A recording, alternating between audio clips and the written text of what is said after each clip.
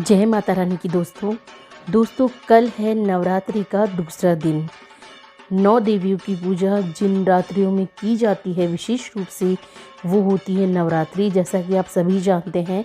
और उन 9 देवियों में कल है माँ ब्रह्मचारिणी की पूजा।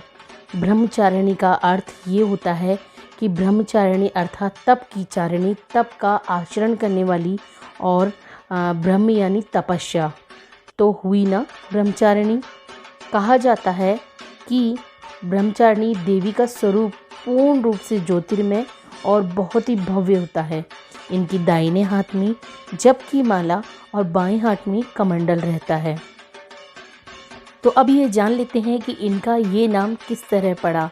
तो ये अपने पूर्व जन्म में जब ये हिमालय के घर में पुत्री के रूप में हुई थी, तब नारद के उपदेश से इन्होंने भगवान शंकर जी को पति रूप में प्राप्त करने के लिए बहुत कठोर तपस्या की थी। इस दुष्कर तपस्या के कारण इन्हें तपस्याचारिणी अर्थात ब्रह्मचारिणी नाम से संबोधित किया गया।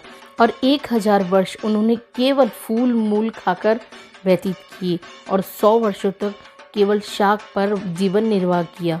कुछ दिनों तक कठिन उपवास रखते हुए देवी ने खुले आकाश के नीचे वर्षा और धूप की भयानक कष्ट सहे, और इस कठिन तपस्या के बाद 3000 वर्षों तक केवल जमीन पर टूटकर गिरे हुए बेलपत्रों को खाकर वे भगवान शिव की आराधना करती रहीं। इसके बाद उन्होंने सूखे बेलपत्रों को भी खाना छोड़ दिया और कई हजार वर्षों तक वे निर्जल और निराहार तपस्या करती रहीं। पत्तों को भी खाना छोड़ देने के बाद उनका एक नाम अर्पणा भी पड़ गया।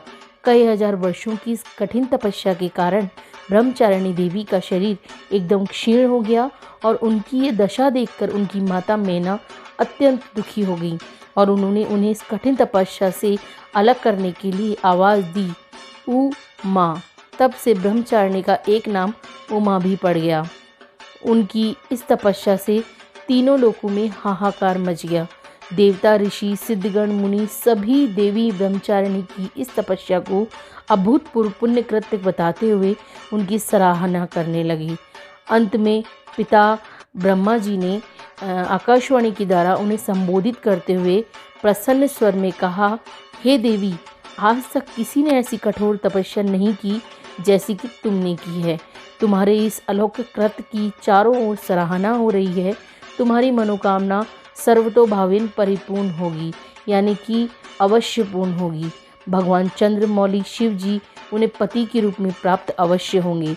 अब तुम तपस्या से विरत होकर घर लौट जाओ, शीघ्र ही तुम्हारे पिता तुम्हें बुलाने आ रहे हैं। तो इस तरह ब्रह्मा जी से वरदान पाकर ब्रह्मचारिणी का उन्होंने रूप धारण किया। और इसके बाद देखते हैं इनकी पूजा करने से हमें क्या लाभ मिलते हैं।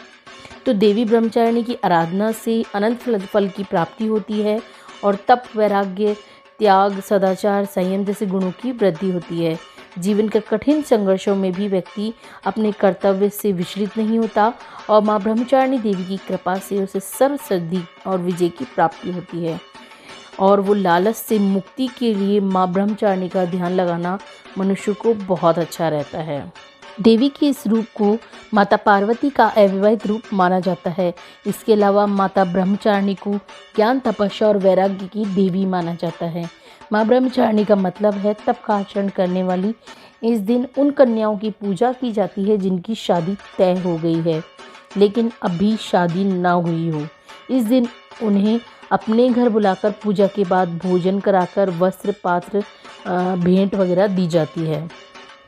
और माँ की पूजा में पीले या सफ़ेद रंग के वस्त्र का उपयोग करना चाहिए। पंचामृत से स्नान कराना चाहिए, रोली मोली से चंदन करना चाहिए, टीका करना चाहिए और माँ को गुड़हल या कमल का फूल ही चढ़ाना चाहिए। माता को दूध से बनी चीज़ों का भोग लगाना चाहिए और माता के सामने मंत्रों का अभ्यास करना चाहिए। तो माता के लिए जो मंत्र है वो मैं आपको बता देती हूँ। वो है, या देवी सर्वभूतेषु माँ ब्रह्मचारिणी रूपेण संस्थिता, नमस्तस्यै नमस्तस्यै नमस्तस्यै नमो नमः। दधाना कपाभ्याम अक्षमाला कमंडलु, देवी प्रसीदतु मयि ब्रह्मचारिण्योत्तमा। तो इस तरह आप माता की पूजा करिए और वीडियो को लाइक, शेयर और सब्सक्राइब ज़रूर कीजिए। जय माता दी।